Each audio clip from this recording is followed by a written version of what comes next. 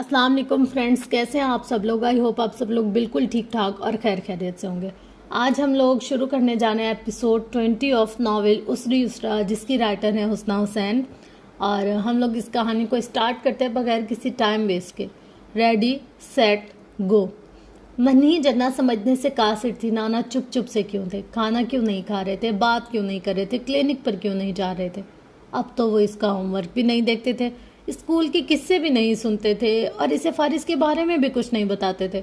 वो बहुत उदास हो रही थी। इसी उदासी में वो कितनी देर तक कुर्सी पर रखे फ़ोन के पास बैठे रही।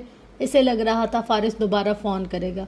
वो रोज़ इसके फ़ोन का इंतज़ार करती थी।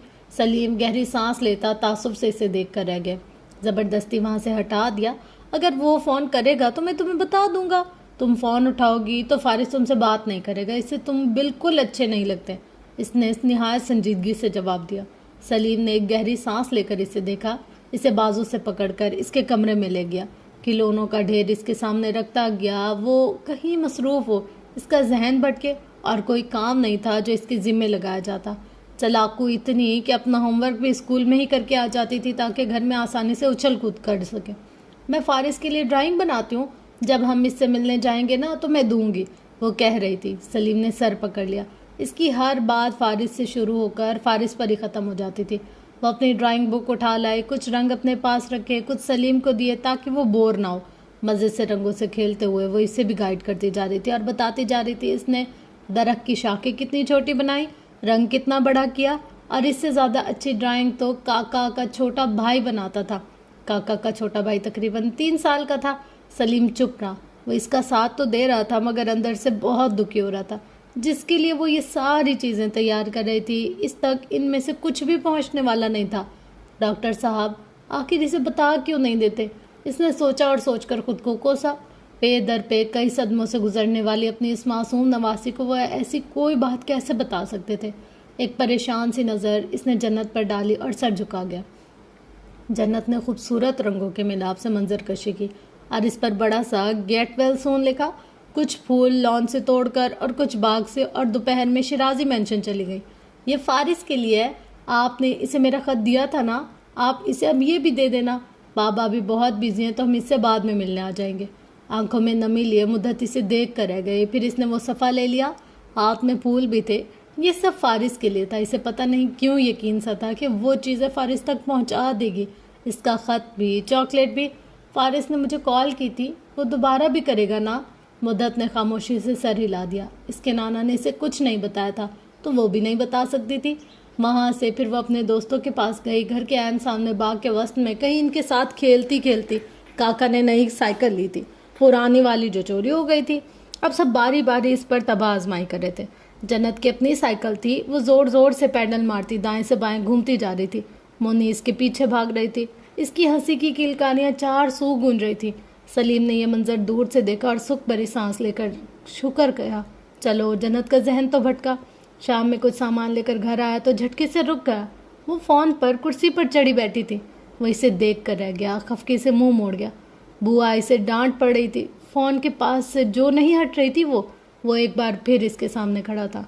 तुम यहाँ क्या कर रही हो, देख नहीं रहे? बैठी हूँ, भवें सकेट कर जवाब दिया। मेरी तो ये बिल्कुल नहीं सुन रही। बुआ ने अलग शिकायत लगाई। खाने की मेज़ पर भी वो अपने नाना से यही पूछती रही कि वो फारिस से कब मिलने जाने वाले थे। इसके नाना चुप थे। ज़रा सा मुस्कुराकर कोई और सवाल करते, इसे किसी और बात में उलझाने लगते। वो हॉस्पिटल से 11 बजे घर पहुंची थी और तब से वो अपने कमरे में बंद थी, खामोश और वीरान। आंखें सुर्ख मुतवरम, चेहरा सता हुआ, अंग अंग में कर्ब ठहरा। मंजर एक ही था और वो आंखों में था। उन्होंने फारिस का बेजा सा हाथ पकड़ा, इसके जख्मों को देखा, इसकी बंद आंखों को छुआ था, बालों में हाथ फेरा, इसे लरजती कपकपाती आवाज़ में पुकारा भी था। वो तो ये तवक्का किए हुए थी कि वो इनसे नाराज़ होगा, मगर इसकी नाराज़गी कुछ ऐसी होगी इसका तो उन्होंने गुमान भी नहीं किया था। हालात ऐसे हो जाएंगे, ज़िंदगी ऐसा कट जाएगी, सांसें यूँ तंग होंगी, दर्द ऐसे भी मिलेगा। इनका दिल गम से फट रहा था। सांसें यूँ तंग हो गई थी, दर्द ऐसे भी मिलेगा। बेबसी पर रोना आ रहा था। लब दुआ गो थे इसकी ज़िंदगी के लिए, सेहत याबी के लिए, आसानियों के लिए दुआ गो। दरवाज़ा खोलकर हारून अंदर दाखिल हुआ तो इनका इर्तकाज खाली दीवार पर ही ठहर गया। हमेशा की तरह वो उठकर उनके पास नहीं गई, कोट नहीं लिया, कपड़े नहीं निकाले। वो दोस्तों से मिलने गया था, तभी ताखीर से वापसी हुई।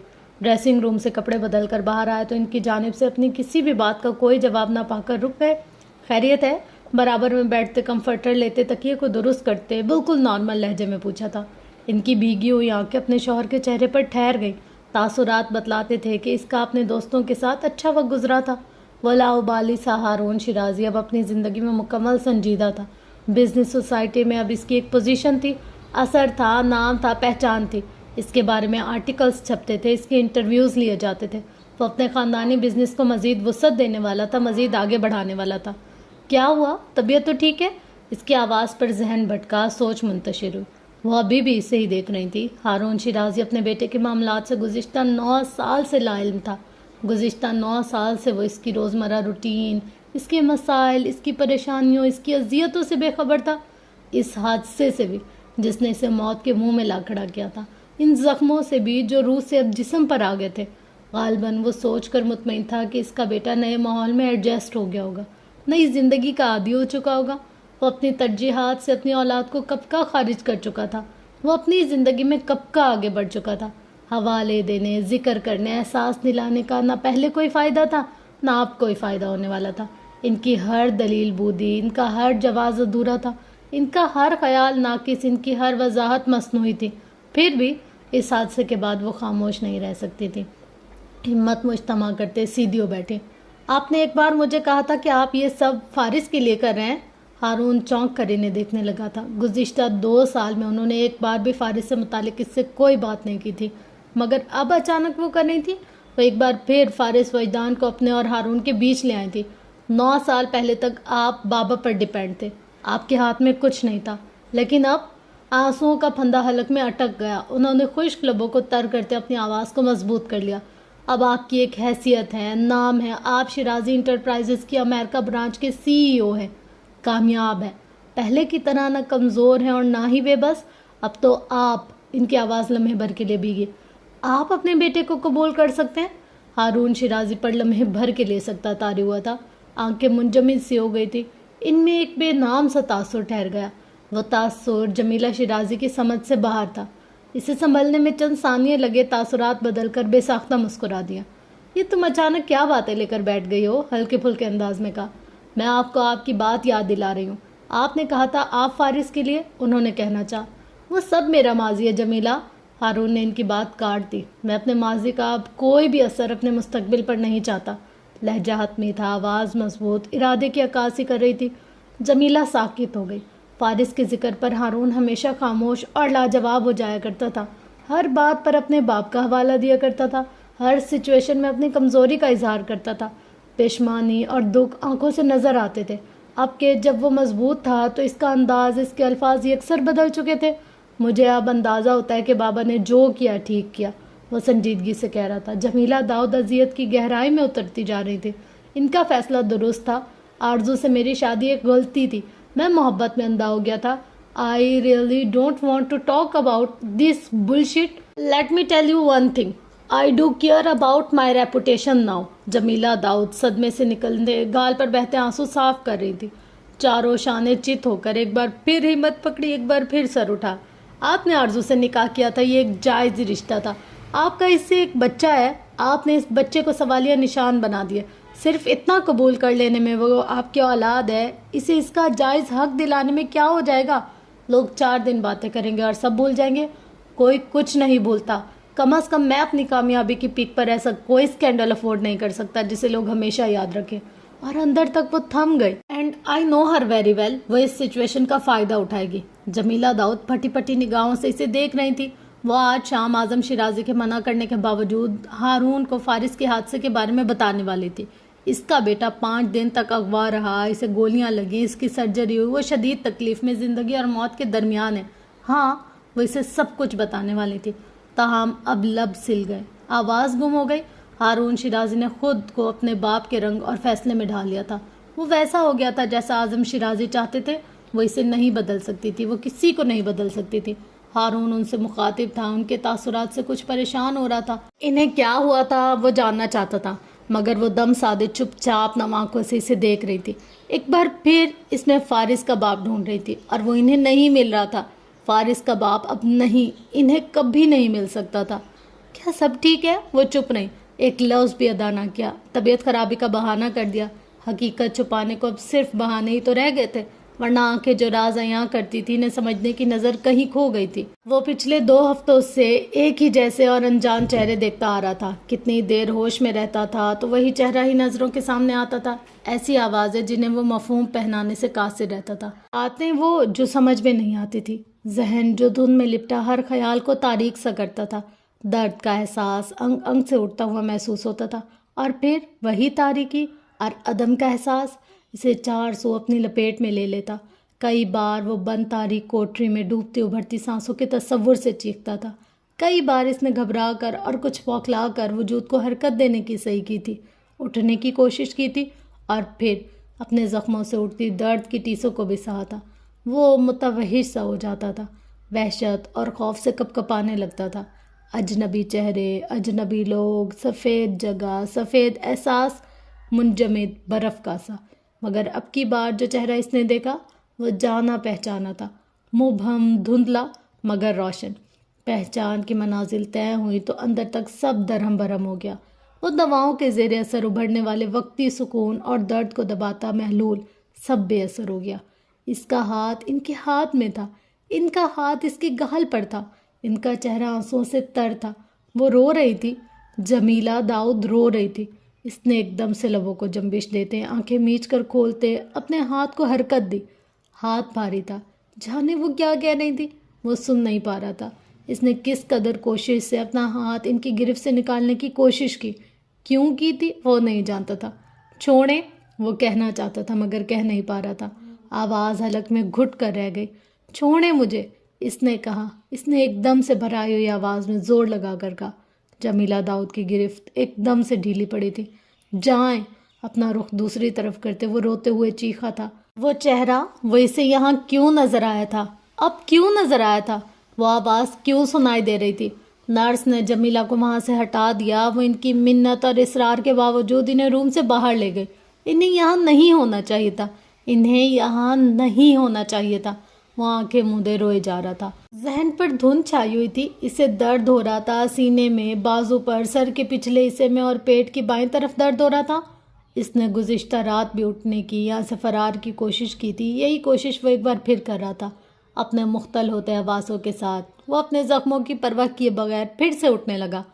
پہلے اعظم شیرازی تھے، اب سیاہی مائل ہیولا تھا۔ بند کوٹری تھی اور اندھیرا تھا، بارش کی آواز تھی اور عبدل کا چہرہ تھا۔ گاڑی کے شیشے بار بار ٹوٹ رہے تھے، ہر بار وہ گھومتی ہوئی گاڑی کے اندر فنا ہو رہا تھا، وہ بار بار لہو لہان ہو رہا تھا۔ نرس اسے زبردستی پکڑ کر بیڈ پر لٹا چکی تھی۔ وہ اس سے کچھ کہہ رہی تھی، وہ اپنے ہاتھ کھینچ رہا تھا۔ وہ شدت سے رو رہا تھا، وہ نارمل نہیں تھا، وہ اس حادثے کے بعد نارمل ہو بھی نہیں سکتا تھا۔ اتنا درد، اذیت، اپنوں کی بے رخی سہنے کے بعد، بے خبری میں رہنے کے بعد، خوف میں اترنے کے بعد وہ کس طور پر نارمل ہو سکتا تھا؟ وہ اپنے ڈاکٹرز، نرسز کے قابو میں نہیں آ رہا تھا۔ اسے یقین سا تھا زندگی کے جھانسے میں وہ ایک بار پھر مرنے والا تھا، بار بار مرنے والا تھا۔ اس کا اعتماد، بھروسہ ختم ہو چکا تھا۔ اسے ہر چہرہ اپنا دشمن نظر آ رہا تھا۔ بند دروازوں کے اس پار اس کی آواز سنتی جمیلہ داؤد منہ پر ہاتھ رکھے اپنی سسکیاں دبائے کھڑی رہ گئیں۔ وہ دوپہر میں گھر آئی تھی اور کسی طور اپنے حواس میں نہیں لگ رہی تھی۔ کھانا انہوں نے نہیں کھایا تھا، کمرے میں بند ہو کر آرام کرنے کی کوشش کی تھی، مگر نیند آنکھوں سے کوسوں دور تھی۔ کتنی ہی دیر تک وہ کچھ بے قراری سے پورے گھر میں ٹہلتی رہیں، بڑبڑاتی رہیں، سر تھام کر اپنے آنسو دباتی رہیں۔ گھر کے افراد کے سامنے انہیں حشاش بشاش چہرے کے ساتھ آنا تھا، دعوت کا انتظام دیکھنا تھا، نبیلہ شیرازی کے ساتھ شاپنگ پر جانا تھا۔ آج کے دن وہ آنے والے مختلف دنوں کے مختلف پروگرام بنا رہی تھی۔ ان کا دماغ معاف تھا۔ وہ علیزے کو سن رہی تھی مگر کوئی بھی جواب نہیں دے رہی تھی۔ شام تک انہوں نے سارے پلانز کینسل کر دیے، جو دعوت ہفتے کو رکھی تھی اسے ملتوی کر دی، فیملی گیدرنگ کے لیے معذرت کر لی۔ ان سے کوئی بھی کام ٹھیک سے نہیں ہو رہا تھا۔ ہارون ان کے لیے کچھ پریشان ہوا تھا مگر انہوں نے طبیعت خرابی کا بہانہ کر دیا تھا۔ گھر میں صرف اعظم شیرازی جانتے تھے ان کی یہ حالت کس وجہ سے تھی۔ حیرت انگیز طور پر انہوں نے ان پر کوئی دباؤ نہیں ڈالا تھا، نہ ہی انہیں ہاسپٹل جانے سے روکا تھا۔ وہ جیسے انہیں وقت دے رہے تھے، سنبھلنے کا وقت، پلٹنے کا وقت۔ ڈاکٹرز کہہ چکے ہیں وہ اب خطرے سے باہر ہے، اس پر اتنا سٹریس لینے کی کیا ضرورت ہے؟ وہ اعظم شیرازی کو دیکھ کر رہ گئیں۔ کم از کم اس حادثے کے بعد ایسے رویے کی توقع نہیں تھی انہیں۔ کچھ نہ صحیح فارس کی اذیت پر انسانی ہمدردی کے ناطے وہ ذرا سی نرمی دکھا سکتے تھے، تسلی کے چند لفظ بول سکتے تھے، دعا بہتری کی امید کچھ تو کہہ سکتے تھے۔ ان کے لیے بس یہ اہم تھا کہ لڑکا زندہ تھا، ان کی سانسوں کا چلنا زندگی تھی۔ ان کی سوچ، شخصیت، ارادوں میں کوئی فرق نہیں آیا تھا۔ انہیں اپنے کسی فیصلے پر دکھ نہ تھا، نہ ہی پشیمانی ہوئی تھی۔ جو بھی ہوا تھا حماد کی غلطی اور منمانی سے ہوا تھا۔ لڑکا زندہ تھا، اس کی سانسیں چل رہی تھی۔ صرف یہی ایک بات زندگی کی دوڑ میں واپس لانے کے لیے کافی تھی۔ اگر فارس کی جگہ حماد ہوتا تو کیا وہ تب بھی یہ بات کہتے؟ انہوں نے سوچتے ہوئے آنسو اپنے اندر اتار لیے۔ بے رحمی ان کی تھی، دل ان کا کٹتا تھا، رویہ ان کا تھا، تکلیف انہیں ہوتی تھی۔ انہوں نے کچھ نہ کہا، کوئی بحث نہیں کی، کوئی سوال نہ رکھا، کوئی حساب نہ جگایا۔ ان باتوں کا اب کوئی فائدہ نہ تھا۔ وہ ان سے اجازت لے کر سیڑھیوں کی جانب بڑھتی گئیں۔ اعظم شیرازی کوٹ کی جیبوں میں ہاتھ ڈالے انہیں دیکھتے رہے۔ دروازے پر دستک دے کر حماد اجازت ملتے ہی اندر آ گیا۔ اعظم شیرازی نائٹ گاؤن میں ملبوس ایک فائل ہاتھ میں لیے بیڈ پر بیٹھے تھے۔ ملازم چائے کا کپ اور پانی کا گلاس سائڈ ٹیبل پر رکھ رہا تھا۔ اس پر نظر پڑتے انہوں نے فائل رکھ دی، گلاسز اتار دیے۔ ملازم اشارہ ملتے ہی جا چکا تھا تو وہ فرصت سے اس کی طرف متوجہ ہوئے۔ میں آپ سے سوری کہنے آیا ہوں۔ اعظم شیرازی چند لمحوں تک اسے دیکھتے رہے۔ میں نے بہت غلط کیا، مجھے آپ کی بات ماننی چاہیے تھی۔ وہ شرمندہ لگ رہا تھا۔ وہ پچھلے 1 ماہ سے اسے مسلسل نظر انداز کر رہے تھے۔ دونوں کے مابین کھانے کی میز پر کوئی بات نہیں ہوتی تھی، آؤٹنگ کا پروگرام نہیں بنتا تھا، ایک دوسرے کو وقت دینے کی روٹین ختم ہو چکی تھی۔ وہ اس سے اس قدر ناراض ہوئے تھے کہ خود سے مخاطب بھی نہیں کرتے تھے۔ اس کے لیے یہ سب ناقابل برداشت تھا۔ اس طرح کے غصے اور ناراضگی کا سامنا وہ پہلی بار کر رہا تھا۔ کتنی بار اس نے معذرت کی کوشش کی تھی مگر وہ موقع دے ہی نہیں رہے تھے۔ اپنے کاروباری معاملات میں اس قدر مصروف رہنے لگے تھے کہ اب گھر بھی دیر سے آتے تھے۔ اعظم شیرازی کچھ دیر تک اسے دیکھتے رہے، پھر اسے اپنے پاس بیٹھنے کا اشارہ کیا۔ وہ بیٹھ گیا مگر سر ہنزو جھکا ہوا تھا۔ اپنی پوزیشن اور اسٹیٹس کے لحاظ سے تمہیں اندازہ ہونا چاہیے تھا کہ تمہارا ایک غلط فیصلہ، ایک غلط مطالبہ صرف تمہارے لیے ہی نہیں بلکہ ہم سب کے لیے کتنے بڑے مسائل کھڑے کر سکتا ہے۔ حماد کا سر جھکا رہا۔ تمہیں میرا حکم ماننا چاہیے تھا، وہ اب اسے سمجھا رہے تھے۔ ان کا لہجہ معمول کی طرح اب نرم تھا، تاثرات میں سختی نہ تھی، خفگی کا کوئی شائبہ نہ تھا۔ وہ انہیں خاموشی سے سن رہا تھا۔ اسے اندازہ تھا اس سے کتنی بڑی غلطی ہوئی ہے۔ اس نے اپنے دادا کا حکم نہیں مانا تھا، ان کا اعتماد توڑا تھا، مگر یہاں کوئی اور بات تھی جو اسے دکھی کر رہی تھی، اس کے اندر کے اطمینان کو سلب کر رہی تھی۔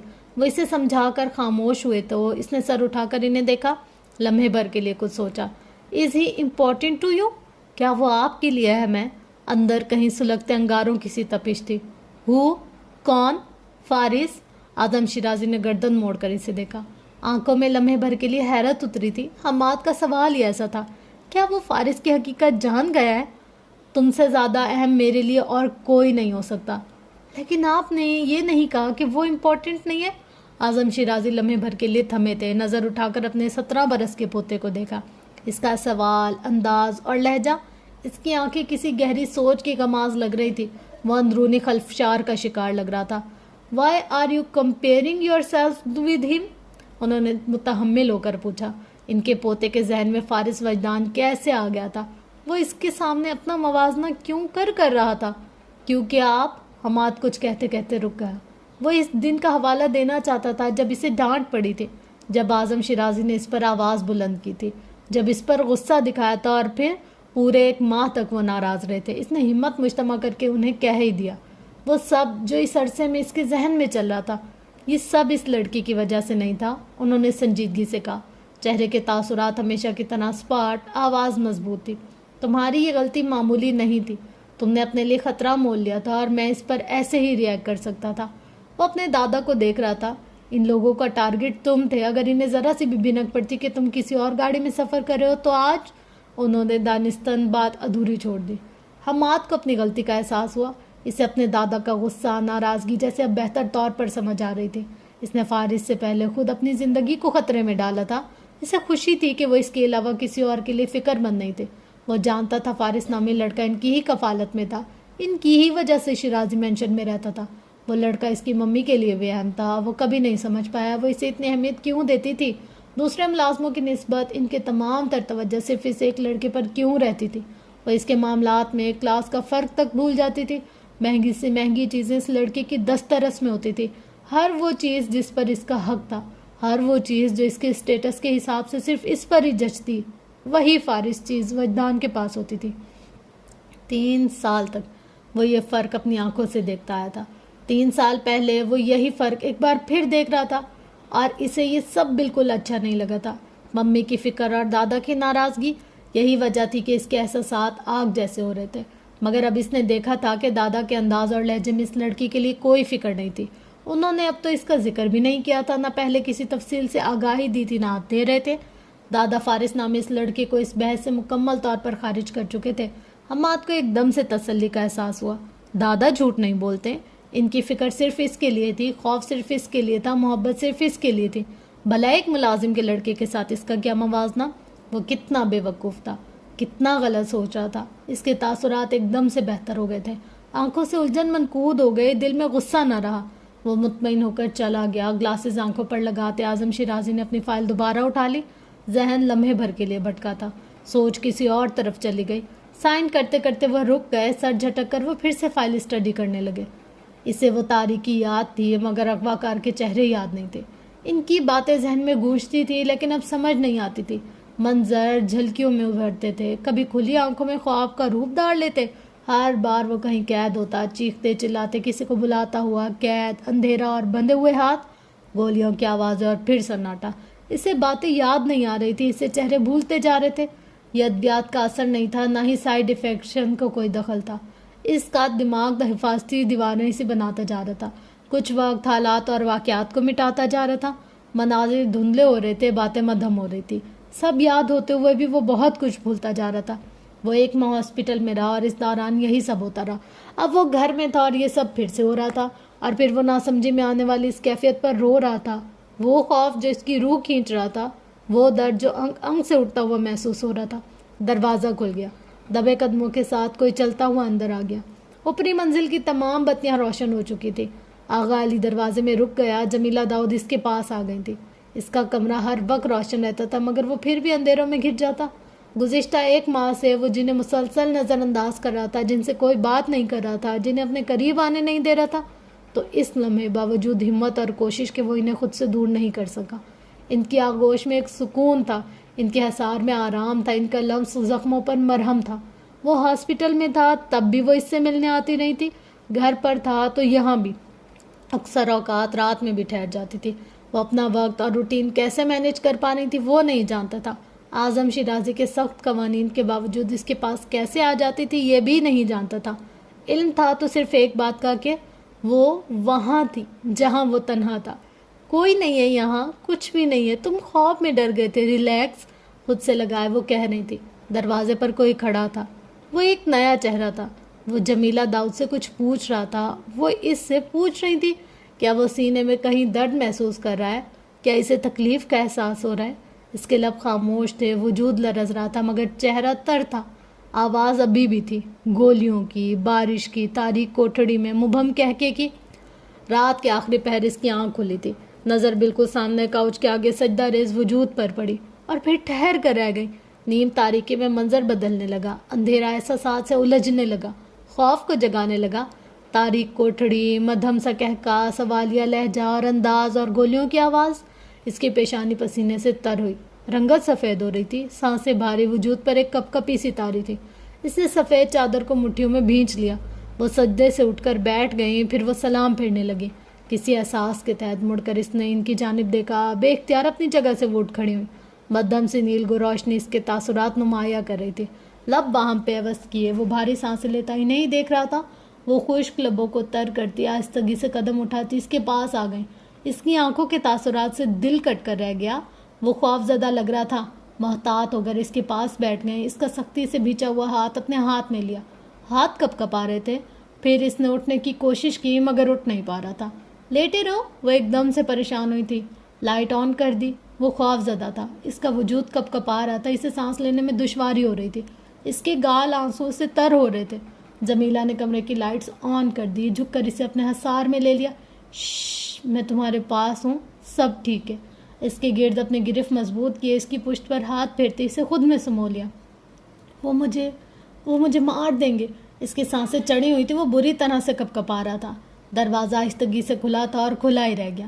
قدموں کی حرکت وہیں تھم گئی، ہاتھ ہینڈل پر ٹھہر گیا۔ کوئی تمہیں کچھ نہیں کہے گا، میں ہوں نا تمہارے پاس، جسٹ ریلیکس۔ وہ آنکھوں میں نمی لیے اس سے کہہ رہی تھی، اسے سمجھا رہی تھی۔ اسے کوئی خوف اور خطرہ نہیں، وہ اب محفوظ ہے، مگر وہ محفوظ نہیں تھا۔ وہ اب کبھی بھی خود کو محفوظ تصور نہیں کر سکتا تھا۔ یہ حادثہ چھوٹا نہیں تھا، یہ واقعہ معمولی نہیں تھا۔ وہ اسے خود میں چھپائے برابر میں اس طرح سے نیم دراز ہوئی تاکہ اس کا خوف کچھ کم ہو، وہ اس دہشت بھری کیفیت سے باہر نکل سکے۔ وہ ان کے آغوش میں خود کو محفوظ تصور کر کے سو جائے، اور وہی ہوا تھا۔ وہ جیسے جیسے مختلف دعائیں اور آیات پڑھ کر پھونکتی رہی تھی تو وہ سچ مچ پرسکون ہو کر سو گیا تھا۔ ہینڈل سے ہاتھ ہٹ گیا، دبے قدموں کوئی پیچھے ہوا، راہداری میں قدموں کی اب کوئی چاپ بھی نہ رہی۔ وہ جسے ایک چہرے کو جانتا تھا، اب وہ اس سے منہ نہیں موڑ پا رہا تھا۔ وہ اس کے کام کرنے لگی تھی، وہ انہیں کرنے دے رہا تھا، ان کے ہاتھ سے کھانا کھا رہا تھا، ان کے ساتھ لان میں واک پر جا رہا تھا۔ وہ اس کی ادویات کا علم رکھتی تھی، اس کے زخموں کی بینڈیج بھی کرنے لگی تھی۔ وہ ہر کام جو نرس کی ذمہ تھا انہوں نے اپنے سر لے لیا تھا۔ وہ اسے جلد از جلد صحت مند دیکھنا چاہتی تھی۔ وہ پہلے کی طرح ہنسنے، بولنے، مسکرانے اور اپنے دوستوں سے پھر سے ملنے لگے۔ ان کی دوستی پھر سے پروان چڑھنے لگے، تعلق پھر سے بحال ہوا تھا۔ اس کی اذیت کم ہوئی، خوف کم ہوا، لیکن یہ سب آسان نہیں تھا، ہرگز آسان نہیں تھا۔ وہ ان کی اس کوشش کو ناکام بنا رہا تھا، وہ ٹھیک نہیں ہونا چاہ رہا تھا، وہ اپنے خوف کا سامنا نہیں کر رہا تھا۔ اس کی خاموشی کا حصار تب ٹوٹا جب شام کے 8 بجے اس نے کچھ آوازیں سنی۔ وہ ان آوازوں کے تعاقب میں اٹھ کر کمرے سے باہر آیا تھا اور پہلی بار خود سے آیا تھا۔ دیوار کے ساتھ قدم اٹھاتے، کسی مانوس آواز کی سماعت سے ٹکراتے اپنی جگہ رک گیا۔ آواز بائیں جانب سے آ رہی تھی۔ لاؤنج میں کوئی جمیلہ داؤد کے ساتھ موجود تھا۔ وہ اس آواز کو، لہجے کو، انداز کو بہت اچھے سے پہچانتا تھا۔ جمیلہ داؤد کی واپسی کی ٹکٹ کنفرم ہو چکی تھی۔ اعظم شیرازی نے واپسی کا کہہ رہے تھے، وہ انکار کر رہی تھی اور اس انکار سے ایک بحث چھڑ گئی تھی۔ اگر میں نے تمہیں فارس سے ملنے دیا ہے تو اس کا ہرگز مطلب یہ نہیں کہ تم اپنی منمانی کرتی رہو گی۔ کل تمہاری فلائٹ اور تم اپنی فیملی کے ساتھ واپس جا رہے ہو، اینڈ دیٹس اٹ۔ ان کا لہجہ مستحکم اور آواز روب بھری تھی۔ آپ ایک ماں سے کہہ رہے ہیں کہ وہ اپنے بیمار بچے کو چھوڑ کر جائے؟ وہ تمہارا بچہ نہیں ہے، وہ میرا ہی بچہ ہے، ایک ایک لفظ پر زور دیتے بھرائی ہوئی آواز میں کہا۔ 9 سال ہو گئے بابا، آپ ابھی تک یہ بات نہیں سمجھ پائے؟ جمیلہ! اعظم شیرازی کی مٹھیاں سختی سے بھینچ گئیں۔ انہوں نے تحمل سے اسے روکا۔ وہ مزید کوئی لفظ سننا نہیں چاہتے تھے، چاہتے تو صرف یہی کہ ابھی اسی وقت ان کے گھر سے چلے جائیں، اور وہ جانا نہیں چاہتی تھی صرف اس لیے کہ ڈاکٹرز نے سفر سے منع کیا تھا۔ وہ فارس کو ابھی تک لندن نہیں بھیج سکے تھے، ورنہ اب تک یہ معاملہ ہی ختم ہو چکا ہوتا۔ جمیلہ داؤد کے پاس رکنے کو کوئی جواز نہ بچتا، وہ ایسے مطالبے کو حق بھی نہ رکھتی تھی۔ تم ہارون کے ساتھ نہیں جاؤ گی تو 100 سوال اٹھیں گے، تمہیں اندازہ ہونا چاہیے کہ ہمارے ہر موو پر نظر رکھی جا رہی ہے۔ خطرہ صرف حماد کو نہیں تھا، اس کی لپیٹ میں تم بھی آ سکتی ہو، ہارون بھی آ سکتا ہے، اس لیے بہتر یہی ہوگا کہ تم خاموشی سے چلی جاؤ۔ اور فارس، اسے یہاں اکیلا چھوڑ دوں؟ وہ اکیلا نہیں ہے، میرے آدمی اس کا خیال رکھ سکتے ہیں، انہوں نے کہا تھا، اور وہ آنکھوں میں نمی لیے چند لمحوں تک کھڑی رہیں۔ میں امریکہ نہیں جاؤں گی، لہجہ حتمی تھا۔ اعظم شیرازی کی پیشانی کی رگیں ابھر آئی تھیں، تاہم وہ ضبط کیے کھڑے رہے۔ تم ایسا کوئی مطالبہ کرنے کی پوزیشن میں نہیں ہو، سخت لہجے میں کہہ کر جانے کے لیے مڑ گئے۔ اگر آپ مجھے فورس کریں گے تو میں اپنے میکے چلی جاؤں گی، لیکن فارس کو اس حالت میں چھوڑ کر کہیں نہیں جاؤں گی۔ اعظم شیرازی کے قدموں کی حرکت تھم گئی۔ مڑ کر انہیں دیکھا، کچھ حیرت اور صدمے سے۔ ان کے لفظ تھے ہی ایسے، ان کی بات تھی ہی ایسی۔ وہ منجمد تاثرات کے ساتھ آنکھوں میں بے یقینی لیے انہیں دیکھ رہے تھے۔ پہلی بار جمیلہ داؤد نے ان کا کوئی حکم اس طرح سے رد کیا تھا، پہلی بار اس لہجے اور انداز میں بات کی تھی۔ وہ انہیں اس لمحے کسی طور اپنے حواسوں میں نہیں لگ رہی تھی۔ فارس وجدان دیوار پر ہاتھ رکھے بھاری سانسوں کے ساتھ ساکت کھڑا تھا۔ اعظم شیرازی سے نظر نہیں آ رہے تھے، مگر وہ جمیلہ داؤد کو دیکھ سکتا تھا۔ وہ رو رہی تھی، وہ اعظم شیرازی کے سامنے اس کے لیے رو رہی تھی، وہ اس کے لیے لڑ رہی تھی۔ گزشتہ 3 سال اس نے غصے میں گزار دیے تھے۔ وہ ان سے ناراض تھا، بہت زیادہ ناراض تھا، ابھی بھی ناراض تھا۔ وہ ان سے کوئی بات نہیں کرتا تھا، جواب نہیں دیتا تھا، نظر اٹھا کر دیکھتا بھی نہیں تھا، اور اب وہ دیکھ رہا تھا۔ 3 سال اس کے لیے مشکل رہے تھے، تو جمیلہ داؤد کے لیے بھی وہ آسان نہیں تھا۔ یہ میری غلطی ہے کہ میں نے اس لڑکے کو شیرازی مینشن میں رکھا اور تمہیں اس سے ملنے دیا۔ یہ بھی میری غلطی ہے کہ تمہیں یہاں اس کے پاس آنے کی اجازت دی۔ اعظم شیرازی کی آنکھیں شعلہ بار ہو رہی تھی، لہجہ برف کی طرح ٹھنڈا تھا۔ آپ اپنی رحم دلی کو غلطی کہہ رہے ہیں؟ وہ ایک بار پھر اپنی جگہ تھمے تھے۔ آرزو کا بیٹا میرے رحم کا مستحق نہیں ہے، کچھ غصے اور نفرت سے انہوں نے کہا۔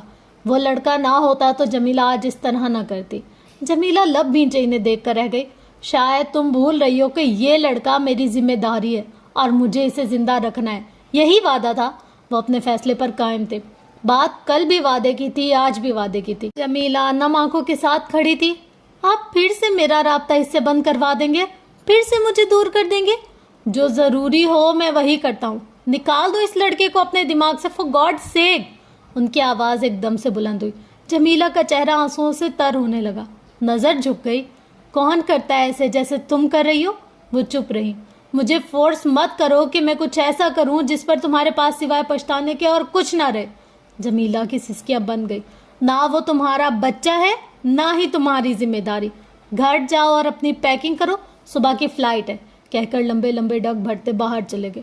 جمیلہ کچھ دیر تک اپنی جگہ کھڑی رہی۔ کتنی دعائیں تھیں جو انہوں نے اعظم شیرازی کے دل کی نرمی کے لیے مانگی تھی۔ ایک ذرا سا احساس، فارس کے لیے احساس کی چاہتی۔ اتنا بڑا حادثہ ہو گیا اور وہ پھر بھی اپنی جگہ اسی انا کے ساتھ قائم تھے۔ کوئی فرق ہی نہیں پڑا تھا انہیں۔ فارس وجدان بے آواز قدموں کے ساتھ واپس پلٹ گیا۔ وہ کمرے میں آئی تو سامنے ہی بیڈ پر سر جھکائے بیٹھا تھا۔ ان کا خیال تو تھا کہ سو رہا ہوگا۔ لبوں پر مسکراہٹ لیے اس کے برابر میں آ بیٹھی۔ کیا ہوا، نیند نہیں آئی؟ فارس نے گردن موڑ کر انہیں دیکھا۔ ان کی آنکھیں رونے کے باعث سوجی سی لگ رہی تھی، مگر لبوں پر مسکراہٹ سی ٹھہری تھی۔ وہ منتظر تھا اب وہ اس سے کیا کہنے والی تھی، امریکہ جانے کے حوالے سے کیا جواز پیش کرنے والی تھی، مگر جمیلہ خاموش تھی۔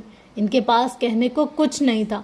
وہ کل کی فلائٹ سے واپس جانے والی تھی، یہ بتانے کے لیے بھی کوئی لفظ نہیں تھے، ہمت نہیں تھی۔ وہ ہمیشہ ہی اسے چھوڑ کر چلی جاتی تھی جب اسے سب سے زیادہ ضرورت ہوتی تھی۔ بار بار پلکیں جھپکاتے ہوئے آنکھوں کی نمی دبا رہی تھی، گلا کھنگار کر بدقت مسکراتے ہوئے وہ خود کو اس کیفیت سے نکالنے کی کوشش کر رہی تھی۔ انہیں اندازہ تھا کہ اب وہ ناراض ہوگا تو پھر کبھی نہیں مانے گا، اب کہ وہ اسے ہمیشہ ہمیشہ کے لیے کھونے والی تھی۔ انہیں علم نہ تھا جو خاموش تھا اتنے دنوں سے وہ آج حقیقتاً خاموشی توڑنے والا تھا، اس کے دل سے بھاری بوجھ سرکنے والا تھا۔ میں ڈاکٹر مصطفیٰ سے ملنا چاہتا ہوں۔ اس کے لب ہلے۔ وہ چونک کر اسے دیکھنے لگی۔ اتنے دنوں بعد فارس نے ان سے بات کی تھی، اب تو خوشی بھی دل کو بھاری کر دیتی تھی۔ آپ تو ویسے بھی چلی جائیں گی، تو میں سوچ رہا تھا کہ وہ ایک ہی تسلسل میں اپنی بات مکمل نہیں کر پا رہا تھا۔ میں سوچ رہا تھا کہ میں ان کے پاس چلا جاؤں۔ جمیلہ داؤد اپنی جگہ بیٹھی رہ گئی۔ کیا اس نے اعظم شیرازی کے ساتھ ہونے والی ان کی گفتگو سن لی تھی؟ ان کے اندر غم بڑھ گیا، دل تڑپ گیا۔ کیا وہ ساری کی ساری سخت باتیں اس نے اس حالت میں اپنے کانوں سے سن لی تھی؟ ڈاکٹر مصطفیٰ کے پاس؟ ان کی آنکھیں دھندلا رہی تھی، آواز بھیگ رہی تھی۔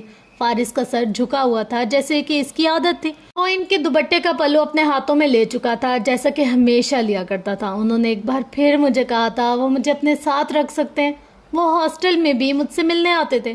جمیلہ اپنے رونے پر قابو پائے چپ رہے۔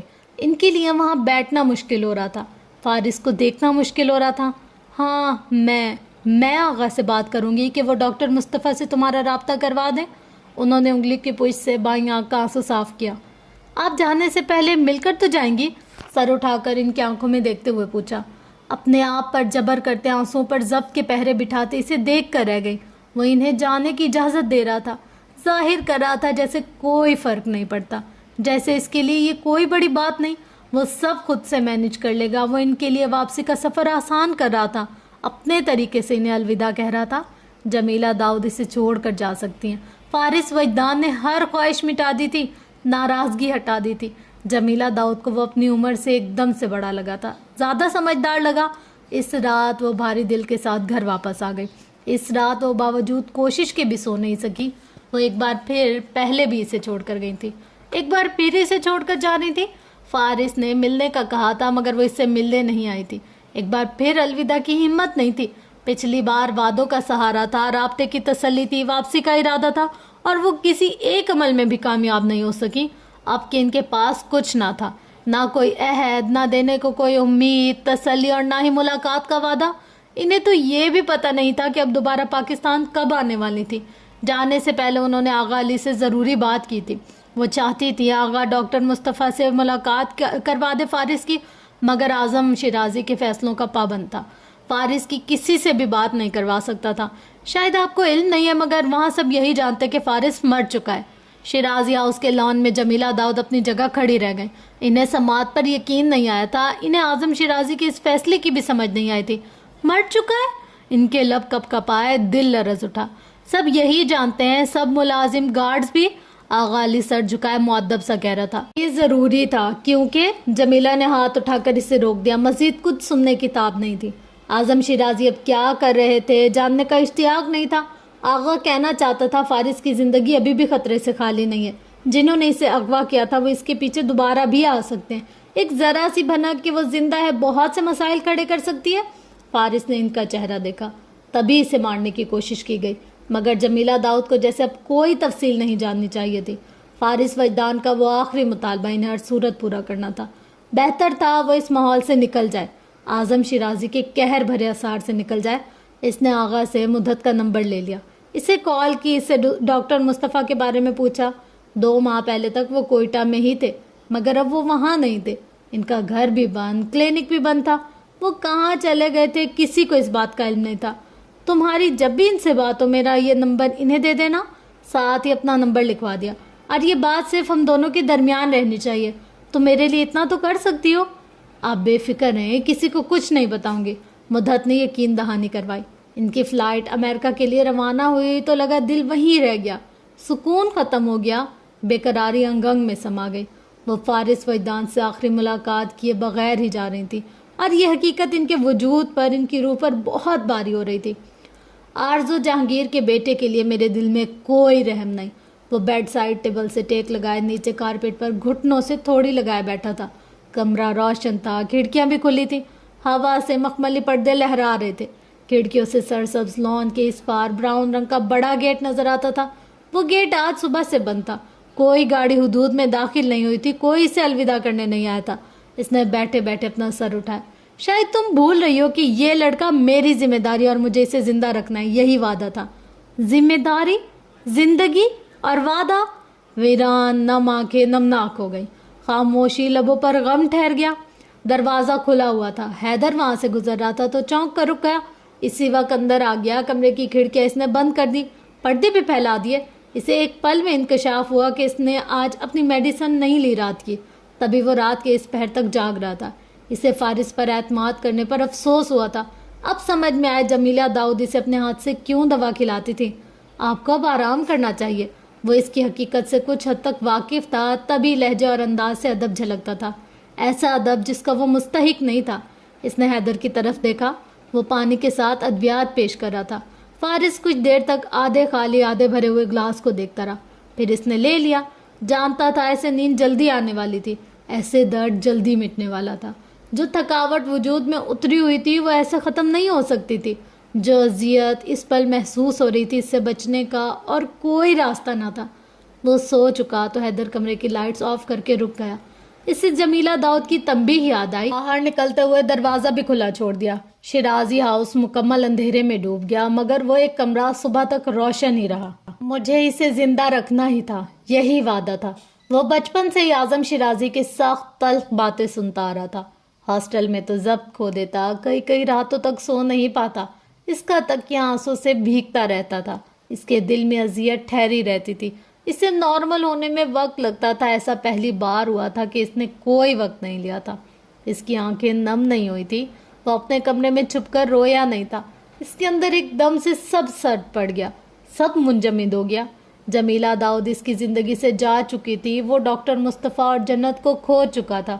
اسے اپنے کسی بھی نقصان پر غم نہیں ہو رہا تھا، اسے اپنے کسی بھی کرب پر رونا نہیں آ رہا تھا، اسے اچھا وقت یاد نہیں آ رہا تھا، اسے برا وقت ساکن نہیں کر رہا تھا۔ وہ بیڈ پر لیٹا تھا اور اٹھ کر باہر آ گیا۔ سامنے ہی سوئمنگ پول تھا، وہ پول کے کنارے کھڑا ہو گیا۔ وہ وعدے کو سوچ رہا تھا جو اس کے باپ سے کیا گیا تھا، اسے زندہ رکھنے کے لیے کیا گیا تھا۔ بھلے سے وہ مٹ جائے، فنا ہو جائے، مگر اس کی سانسیں چلنی چاہیے، اس کا دل دھڑکنا چاہیے۔ اس کی آنکھیں نم ہو کر خشک ہو گئی۔ اس نے اپنی چیخوں کا گھلا گھونٹ دیا، خود کو اندر ہی اندر کہیں دفن کر دیا۔ دور سے کہیں ہارن کی آواز گونجی، عقب میں شیرازی فارم ہاؤس کے بیرونی گیٹ کھول دیے گئے. 3 گاڑیاں آگے پیچھے احاطے میں داخل ہوئیں. اس نے مڑ کر پیچھے دیکھا. سیاہ گاڑی سے ہارون شیرازی باہر نکلا تھا. اس کے ہاتھ میں بیگ تھا, دوسرے ہاتھ میں موبائل تھا. اس کے ساتھ چند ایک دوست بھی تھے. وہ کسی بات پر ہنس رہے تھے. اس کا کلین شیو چہرہ تر و تازہ تھا. اس کے بال جل سے جمے ہوئے تھے. اس کے کپڑوں سے مہنگے پرفیوم کی خوشبو اٹھ رہی تھی اور بہت خوش اور پرسکون دکھائی دے رہے تھے. وہ کسی بات پر کہکا بھی لگا رہا تھا. اس نے ملازموں کو حکم بھی دیا اور پھر اس کی نظر اس پر پڑی اور وہ اپنی جگہ ساکت ہو گیا. فارس وجدان, کسی ملازم کا بیٹا؟ وہ سوئمنگ پول کے اس پار کھڑا تھا. وہ اسے ہی دیکھ رہا تھا. وہ اپنے دوستوں میں گھرا ہوا تھا, اپنی جگہ منجمد ہوا تھا. ابھی تک کسی کی بھی توجہ 14-15 سالہ اس لڑکی کی طرف نہیں گئی تھی. لان میں باربیکیو کا انتظام ہونے لگا. جو ملازم شیرازی ہاؤس کے ساتھ آئے تھے وہ اپنا کام شروع کرنے لگے. کوئلے دہکائے جانے لگے. کھلی فضا میں دھواں سا بڑھنے لگا. اس کا سانس گھٹنے لگا. اگر جو وہ پاپا کہتے ہوئے اس کے پاس آ گیا تو وہاں کوئی بھی ملازم نہ تھا. کوئی روک ٹوک یا دیوار بھی نہ تھی. نہ مدحت, نہ آغا علی, نہ اعظم شیرازی تھے. اب وہاں صرف وہ تھا اور اس کا بیٹا. 9 سال بیت چکے تھے اور ہارون شیرازی اپنے اندر کہیں وقت کے اسی دائرے میں, اسی مقام پر کھڑا تھا. اس کا خوف, اس کا خدشہ, اس کی گھبراہٹ آج بھی وہی تھی.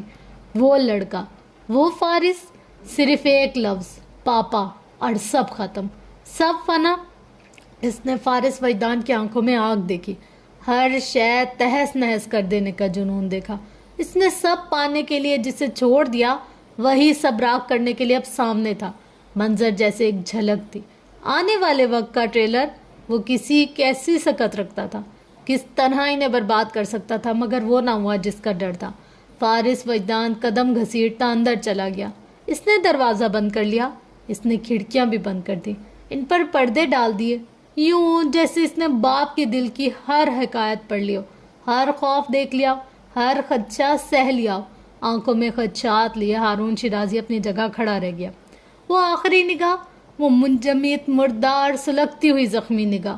9 سال کا عرصہ بیت گیا تھا مگر ایک 6 سالہ بچے کے پکارتے ہوئے اس کی ٹانگوں کے گرد لپٹنے کا وہ منظر ٹھہرا رہ گیا. آج تو کوئی بھی رکاوٹ نہ تھی. نہ آغا تھا, نہ مدت تھی, نہ کوئی گارڈ, نہ ملازم. آج کوئی بھی نہیں تھا اور اس کا بیٹا واپس پلٹ گیا تھا. اس نے کوئی حرف ادا نہیں کیا, اسے کوئی آواز نہیں دی. وہ اس کی محفل میں مخل نہیں ہوا تھا, اس کے دوستوں کے سامنے نہیں آیا. وہ حواس باختہ تھا, اپنی جگہ مندمد کھڑا رہا. اور تبھی حیدر عجلت میں قدم اٹھاتا صدر دروازے سے باہر آ گیا. اسے حیرت ہوئی کہ وہ اعظم شیرازی کا پرسنل گارڈ تھا. وہ ہمہ وقت ان کے ساتھ کسی سائے کی طرح رہتا تھا. ان کے ہر بیرونی دورے پر وہ ان کے ساتھ ہوتا تھا. اسے یقین نہیں آیا اعظم شیرازی اس کے بغیر ہی اپنے کسی سفر پر تھے. حیدر کے انداز میں ایک تشویش نمایاں تھی. ہارون سے بات کرتے ہوئے اس نے اپنی تسلی کو اس جانب ضرور دیکھا جہاں سے فارس کے کمرے کی کھڑکیاں اور باہر کو ایک دروازہ کھلتا تھا.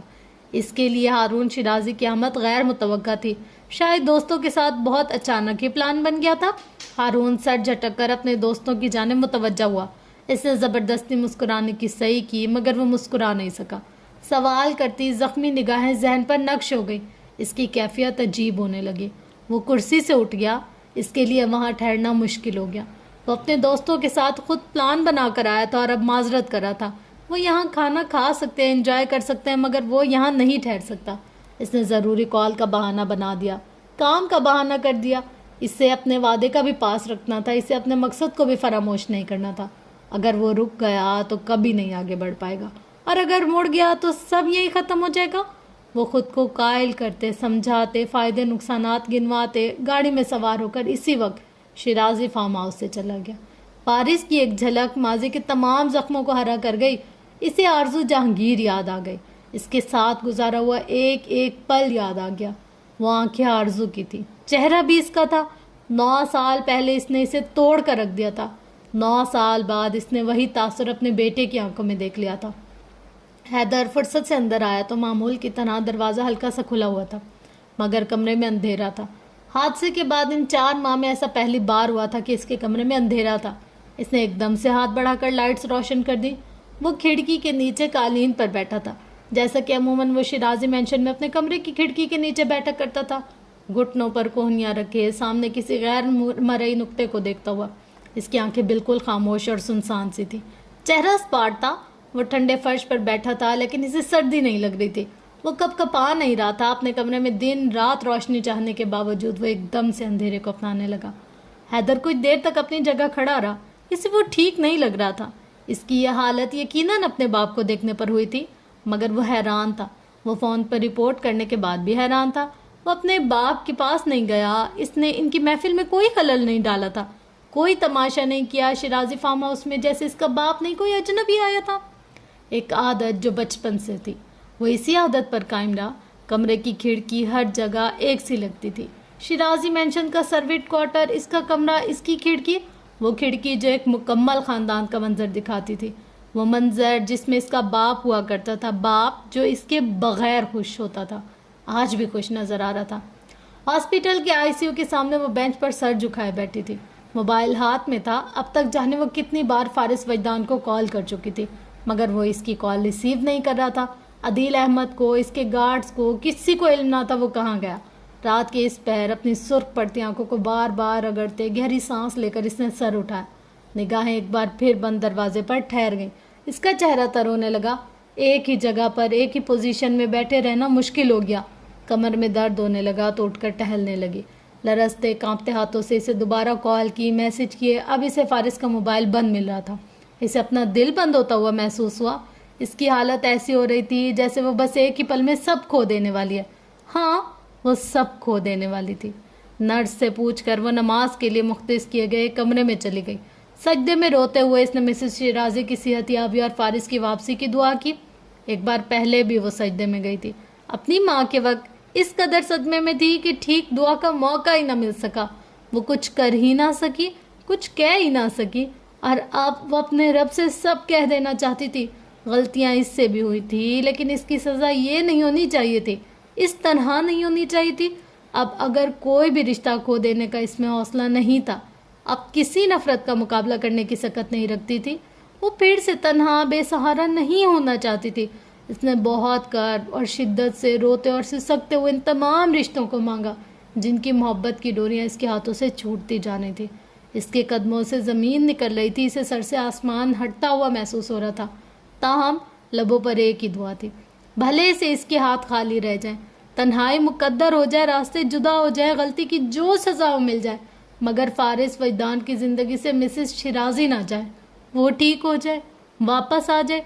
इसकी बहनों ने माँ को इसकी वजह से खोया था। वो खुद को इनका मुजरिम समझती थी। इसकी वजह से फारिस अपने किसी प्यारे रिश्ते को ना खोए।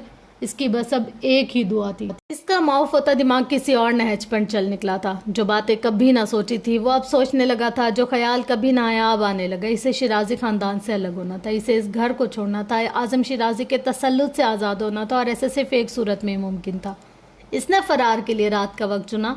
12 बजे के बाद वो बाहर निकल गया। हर सू तारीकी में लाइट पोल्स की रोशनी में बाग का वो रास्ता नुमाया हो रहा था। वो इस पर भागता हुआ पथरीली सड़क तक पहुंच गया। ये जगह रोशन थी। यहाँ दिन का समा मालूम होता था। नीचे की तरफ रोड था, ऊपर कहीं रेस्टोरेंट की खिड़कियां नजर आ रही थी। वो कदम उठाते अपनी जगह ठटक कर रुक गया। आजम शिराजी शलवार सूट में मलबूस सियाह रंग की शॉल कंधे पर डाले अपने गार्ड के हमरा सीढ़ियाँ उतरते इसी तरफ आ रहे थे। बीच रास्ते में इसे नंगे पैर सीढ़ियाँ चढ़ते देखकर रुक गए। वो भी रुक गया। 10-12 सीढ़ियों का जो फासला था वो फासला फिर इन्होंने तय किया। इसके लिए उतरना आसान था, इसके लिए चढ़ना मुश्किल हो गया था। इसके लिए घुटने छिले हुए थे, जीन्स भी फटी हुई थी। गालबन वो ऊपर चढ़ते हुए कहीं गिर भी गया था। कार हादसे के बाद बाज़ाब्ता तौर पर यह पहली मुलाकात थी। वो पहली बार इस तरह इसके सामने आए थे। इसे लगता था अगर वो इसे कहीं नजर आएंगे तो वो जब्त खो देगा, चीखने लगेगा, वो इन पर हमला करेगा, मगर वो कुछ भी ना कर सका। वो अपनी जगह से 1 इंच भी नहीं हिल सका। क्या यही था वो रौब जो वो इसके अंदर बचपन से बढ़ते आ रहे थे? क्या ये वही खौफ है जो इसके कदम जकड़ चुका है? इसे तो लगता था नफरत के सिवा वो कुछ भी महसूस नहीं कर सकता। वो कभी भी इनके सामने नहीं झुक सकता, डर नहीं सकता। इसके अंदर इनके लिए सिर्फ आग जैसे जज्बे थे। तो अब अचानक ये इसके साथ क्या हुआ था? वो रुक क्यों गया था? वो इन पर चीख क्यों नहीं रहा था? कुछ कह क्यों नहीं रहा था? इसके अंदर लावे जैसी आग थी। इसके जज्बात दहकते हुए अंगारे थे। इसकी रूह जख्म फिर से उधड़ रही थी। वो बहुत सी चीखों की जद में था। आईने की तरह टूट कर टुकड़ों में बटा हुआ अपने ही अक्स में जख्मी हो रहा था, मगर वो इन्हें कोई भी रद्द अमल नहीं दे सकता था। आजम शिराजी इसके सामने थे और वो लब सिए खड़ा था। कहाँ जा रहे हो तुम? उन्होंने कलाई मोड़कर वक्त देखते हुए इससे पूछा। इससे वो अपना सवाल मजाक उड़ाता हुआ लगा। वो अच्छी तरह से जानते थे भरी दुनिया में ना इसकी कोई जगह थी, ना घर, ना मंजिल, और फिर वो भी फरार के रास्ते ढूंढ रहा था। उन्होंने यहाँ निगाह दौड़ाई जैसे कोई ढूंढ रहे हो। फारिस अपनी आंखों में गुस्सा और कहर लिए अपनी जगह खड़ा रहा। भागने से सांस चढ़ी हुई थी, चेहरा सुर्ख हो रहा था। गार्ड्स फासले पर रुक गया। यहाँ से निकलकर कहाँ जाओगे? अपने तौर पर संजीदगी से कुरेदा। आरजू के पास। इसकी मुठियां सख्ती से इस कदर भींच गई कि उंगलियों के जोड़ सुर्ख हो गए। इसकी आंखों से नफरत और अदावत की चिंगारियां फूटने लगी। ऐसा एक सर्द और हियतनाक सा तासुर इनकी आंखों में भी ठहर गया। लबों पर तल्ख मुस्कुराहट सी आ गई। तुम्हारी माँ ने भी मुझे ऐसे ही देखा था जब मैंने इसे नौकरी से निकाला था। इसका ख्याल था वो मुझे फंसा लेगी, लेकिन फिर हारून इसे आसान टारगेट लगा। वो इनकशाफ इसके हवासों पर बिजली बनकर गिरा। वो अंदर तक साकिन हो गया। अदावत के ताने बाने पीछे कहीं और जाकर मिलते थे। नफरत के पीछे एक वजह थी। इंतकाम यूं ही नहीं लिया जाता, बर्बाद करने के लिए भी असूल वाज़े करने पड़ते हैं। वो एक चालाक औरत है, घाटे का सौदा कभी नहीं करती। इंतकाम लेने पर आए तो फिर हर हद से गुजर जाती है। इसके कदमों से ज़मीन खींच ली गई थी। इसके अंदर तोड़ फोड़ होने लगी थी। तुम्हारा क्या ख्याल है इसने हारून से तलाक लेने के लिए मुझसे कितने पैसे लिए होंगे? वो मुतवहिश सा इनकी आंखों में आंखें डाले खड़ा था और एकदम से इसकी आंखें झुकी थी। इसने कहीं और देखना चाहा, किसी और तरफ। अभी पिछले हफ्ते इसने शादी की है मेरी उम्र के आदमी से। पैसे में इतनी ताकत होती है। लेट्स सी अब ये शादी कितने अरसे तक चलती है। इसे लगा वो इस पर हंस रहे हैं, इसकी ज़ात का, इसके वजूद का तमस्खुर उड़ा रहे हैं। इसे बता रहे हैं वो ऐसी औरत का बेटा है। अगर माँ के पास जा रहे हो तो सोच लो कैसी माँ के पास जा रहे हो। उन्होंने खुद से अपने तौर पर क्यास कर लिया था वो इनके तसल्लुत से आज़ाद होकर सिर्फ अपनी माँ के पास ही जाना चाहेगा। वो माँ जिसने गुज़िश्ता 10 सालों में एक बार भी पलट कर खबर नहीं ली। वो औरत जो इसकी ज़िंदगी में नहीं थी, वो इसके वजूद से ही पहचाना जा रहा था। वो इसका नाम अधूरा कर चुके थे, इसकी पहचान मस कर चुके थे, इससे तमाम रिश्ते छीन चुके थे। फिर भी इनकी नफ़रत, इनका गुस्सा कम नहीं हो रहा था। इनका दिल नर्म नहीं हो रहा था। इनका इंतकाम ख़त्म ही नहीं हो रहा था। इन्हें और क्या चाहिए? इसका दिमाग फटने लगा, आंखें नम हो गई। वो मुठियाँ सख्ती से भींचे, गहरी सांस लेने लगा। इसके दादा को इससे और क्या चाहिए? वो यहाँ वहाँ देखते अपने अंदर की चीखों में फना हो रहा था। पिछले कई महीनों से आरजू वहाँ हारून से मिलने की कोशिश कर रही है। तुम्हारा क्या ख्याल है, किस लिए? इसे अब क्या चाहिए? उन्होंने आंखों में सख्ती लिए सवाल उछाला था। तुम और तुमसे क्या चाहिए? सवाल करके उन्होंने इसकी ज़ात के परखच्चे उड़ा दिए। जे इंटरनेशनल हमारी हरीफ है और वो इस कंपनी के चेयरमैन की अब दूसरी बीवी है। बाकी तुम खुद समझदार हो। मुझसे मिलने आएगी तो मैं तुम्हारा डेथ सर्टिफिकेट इसे दिखा दूंगा। कब्र पर जाना चाहेगी तो वो भी तैयार है। मंसूबा साज ने सभी मंसूबे तैयार कर रखे थे। उन्हें एक लम्हे के लिए भी अपने लफ्ज़ों की तलखी का कोई एहसास नहीं हुआ। इस बात का भी नहीं कि वो इस मासूम जहन में जहर भरते हैं, अपने आप में ख़त्म करते जाते हैं। उन्होंने ये भी नहीं सोचा कि वो मौत की सरहदों को छू कर पलटा है और वो अभी तक इस हादसे के असर से बाहर नहीं निकला। इन्हें ये भी याद नहीं रहा कि इसके नफ्सियाती मुआलिज ने इसे सदमों से बचाए रखने का मशवरा दिया था। कोई भी ऐसी बात जो इसकी तबीयत पर गिरा गुजरे, कोई भी ऐसा सवाल जो इस हादसे की याद ताज़ा करे, कोई भी ऐसा वाक़या जो इसकी तकलीफ़ को ट्रिगर कर दे। ये तुम्हारी भूल है कि तुम मेरी मर्ज़ी के बगैर कहीं जा सकते हो। कदम उठाते करीब से गुजरे। कम अज़ कम अपने ख़ानदान का तमाशा बनाने के लिए मैं तुम्हें इस औरत के हवाले कभी नहीं करूँगा, कभी नहीं। वो सीढ़ियाँ उतरने लगे और उतरते ही गए अपने गार्ड्स के हमरा। वो सांस रोके इन्हें देखता रहा, यहाँ तक कि वो नज़रों से ओझल हो गए। इसने यूं सांस लिया जैसे वो बस आखिरी सांस हो, और यूं महसूस किया जैसे वो सच मुझ में किसी कब्र में उतरता जा रहा हो। इससे आज़म शिराजी से किसी भी नरमी और रहमदिली की तवक्का नहीं थी, मगर इतनी सख्ती की भी नहीं कि वो इसे जीते जी मार देते। इसकी कब्र भी तैयार कर ली। वो मुश्किल सांस लेते नीचे बैठ गया। दर्द से हैदर पथरीली सीढ़ियाँ उतरता इसकी तरफ आ रहा था। इसने इसे देखा और सर गिरा लिया। इस दिन के बाद इसने फरार की कोशिश दोबारा कभी नहीं की। रात के आखिरी पहर हारून शिराजी की आंख खुल गई। वो उठकर बैठ गया। हथेलियों पर कितनी ही देर तक सर झुकाया रहा। वो जब से पाकिस्तान से आया था इसकी कैफियत कुछ अजीब सी थी। रोज़मर्रा मामलात में भी तो किसी किस्म का फ़र्क नहीं था, مگر اب رات میں اکثر وہ اٹھ جاتا تھا. اسے ٹھیک سے نیند ہی نہیں آتی تھی. بیٹھے بیٹھے کوئی نہ کوئی بات کرتے ہوئے، سنتے ہوئے، کوئی کام ذمہ لگاتے ہوئے وہ اپنے لفظوں میں الجھ جاتا. اس کا ذہن بھٹک جاتا. اس کی سوچ بس ایک چہرے پر ٹھہر جاتی، سماعت میں بس ایک آواز اتر جاتی. گزشتہ 9 سال اس نے کس قدر مضبوطی سے، بے حسی سے اپنی ذات کے لیے بہت مطمئن ہو کر گزار دیے تھے. اس کے پاس اپنے ہر فیصلے کی حجت اور دلیل تھی. وہ خود کو مظلوم سمجھتا تھا. باپ کا فیصلہ جبراً مسلط کیا گیا تھا. اسے ماننا اس پر فرض کر دیا گیا تھا. جو وار آرزو جہانگیر نے اس کی ذات پر، اس کے اعتماد پر کیا تھا، تو اس وار سے وہ ان 9 سالوں میں ٹھیک نہیں ہو سکا. اس کے لیے آرزو جہانگیر اور فارس ایک ہو گئے تھے. اپنی اس اذیت سے نکلنے کے لیے وہ دونوں کو ہی نظر انداز کرنے لگا تھا. آرزو اس کی زندگی سے نکل گئی تھی. فارس کو اس نے خود ہی نکال دیا تھا. وہ اس کا ایک ماضی، ایک غلطی، اس کی زندگی کا ایک ناپسندیدہ باپ ہو گیا تھا. اس کا صرف ایک ہی بیٹا تھا. وہ اس پر خود کو یقین دلا چکا تھا. اپنے نام، اسٹیٹس، خاندانی جاہ و حشمت کے حساب سے وہ خود کو ایک بت میں ڈھال چکا تھا. اس کی سوچ اپنے باپ جیسی ہو گئی تھی. اس کی نظر اب کسی ممکنہ اسکینڈل پر ٹھہر گئی تھی. اس کے حریفوں کو کمزوری مل جائے گی اور اس کی ذات پر کیچڑ اچھالا جائے گا. آرزو جہانگیر نے شہرت، دولت اور دنیاوی کامیابی کے لیے ہر حد پار کر ڈالی تھی. اس کے متعلق جو خبریں میڈیا کی زینت بنتی تھیں وہ اچھی نوعیت کی نہیں تھی. ایسی کسی بھی عورت کی زندگی کا حصہ یا اس کا سابق شوہر ہونا اس کے لیے شرمندگی کا باعث تھا. اسے اپنی غلطی کا شدت سے احساس ہوا. آرزو سے اس کی اولاد نہیں ہونی چاہیے تھی. اسے چاہیے تھا وہ فارس کو واپس لانے کے بجائے کسی فوسٹر ہوم میں چھوڑ دیتا. اس سے یہ ہوتا کہ اس کی زندگی سے مکمل طور پر خارج ہو جاتا. وہ کسی سزا کی طرح اس کے آس پاس نہ رہتا. اس کی سوچ کو ایک دم سے بریک لگی. وہ اپنی جگہ رک گیا، پتھر ہو گیا. وہ یہ کیا سوچ رہا تھا، کیا چاہ رہا تھا؟ وہ ایسا پہلے تو کبھی نہیں تھا، ایسا بے حس تو کبھی نہیں.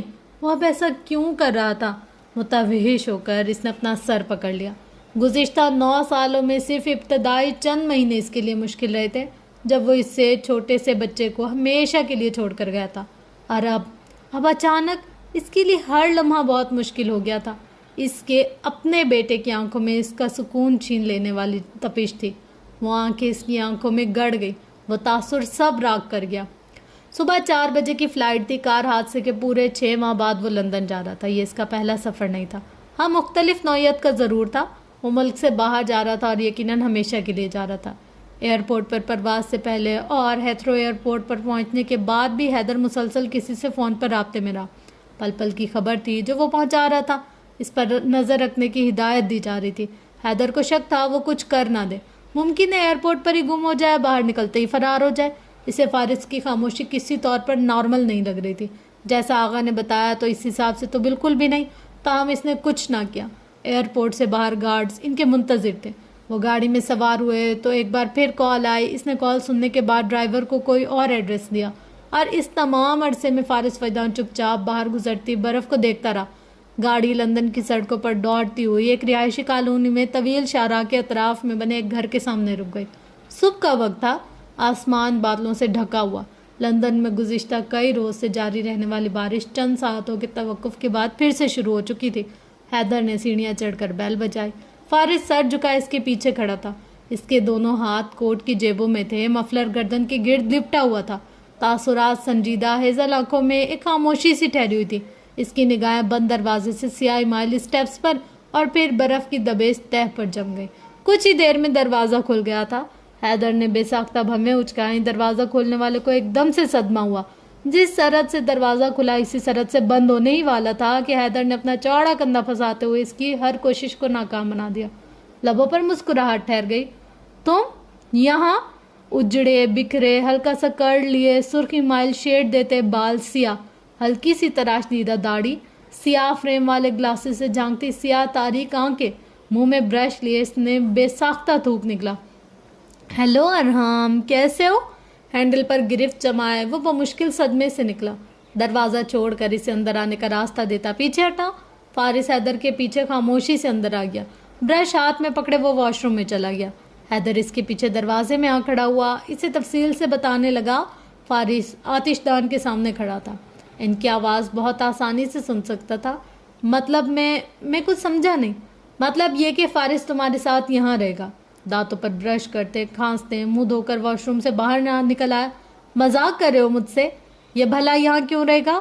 हैदर संजीदा था, इसके तासुरात में कोई रद्दो बदल नहीं हुआ था। बड़े साहब का हुक्म है। तुम्हारे बॉस कहीं भूल तो नहीं गए कि मैं अब उनके यहाँ काम नहीं करता? दांत पीस कर जोर दिया। बेहतर था रिहाइश का कोई बंदोबस्त ही कर लेते कि हम तुम तक ना पहुंच सकते। हैदर ने तंज किया। फ्री में नहीं रहता, किराया देता हूँ मैं। वो चिढ़ गया। इतने बड़े घर का जो छोटे से फ्लैट जितना किराया तुम देते हो ना, मैं बहुत अच्छे से जानता हूँ। जब तुम्हारे बॉस को कोई मसला नहीं है तो तुम्हें क्यों तकलीफ हो रही है? पेशानी पर बल डालकर पूछा। मुझे भला क्यों तकलीफ होगी? जो बातें तुम भूल रहे हो वो याद दिला रहा हूँ। राहिम लब भींचे से घूरता रहा। तो फिर क्या सोचा है? चंद लम्हों का तवक्कुफ देकर इसने पूछा। इनकार। इस चुड़ैल अलीजे की वजह से मैं शिराजी खानदान के किसी बच्चे की जिम्मेदारी नहीं लेने वाला। वो शिराजी खानदान से नहीं है। तो फ्रेंड्स, ये थी आज की एपिसोड। होप सो कि आपको आज की एपिसोड बहुत ज़्यादा पसंद आई होगी। मैंने तो कोशिश की आपके साथ बहुत अच्छी सी एपिसोड शेयर करूं, लेकिन अगर फिर भी कुछ ऐसा है जो रह गया है, जो मज़े का नहीं लगा, या फिर ऐसा है कि कुछ चीज़ें अगर मैंने बहुत उस वे में नहीं बताई जिस वे में बतानी चाहिए थी, तो उसके लिए दिल से माजरत। कोशिश ये होती है कि आप लोगों तक बहुत अच्छा कंटेंट पहुंचे, बहुत अच्छी प्रोनाउंसिएशन हो, बहुत अच्छे तरीके से मैं नरेट करूं। कभी इंसान कामयाब होता है, कभी नहीं होता, और अगर नहीं भी होता तो भी आप लोग सुन लिया करो रहे यार। आपकी बहन इतनी मेहनत करती है तो आप लोग को सुनना चाहिए। खैर, जस्ट किडिंग। होप सो कि आपको ये नॉवेल बहुत अच्छा लग रहा होगा। पता है, इस नॉवेल के उतार चढ़ाव बहुत मज़े के है यार। हर एपिसोड ऐसी कोई जालिम होती है ना, हर एपिसोड में ट्विस्ट है। कोई एक सिंगल एपिसोड भी मुझे अभी तक नहीं लगी। हम लोग 20 एपिसोड तक पहुंच गए, और कोई एक सिंगल एपिसोड भी मुझे ऐसी नहीं लगी कि मैं कहूँ यार इसमें मज़ा नहीं आया। 20 एपिसोड, 20 की 20 कमाल है यार। चस आ रही है चस आ रही है इसको पढ़ने की और आप लोगों को सुनाने की।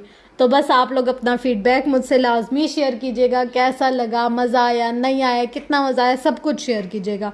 तो बस इंशाल्लाह मिलते हैं नेक्स्ट एपिसोड में। तब तक के लिए अपना गिरदो नवाया लोयाल का बहुत ज़्यादा ख्याल रखिएगा और मुझे अपनी दुआ में बहुत ज़्यादा याद रखिएगा।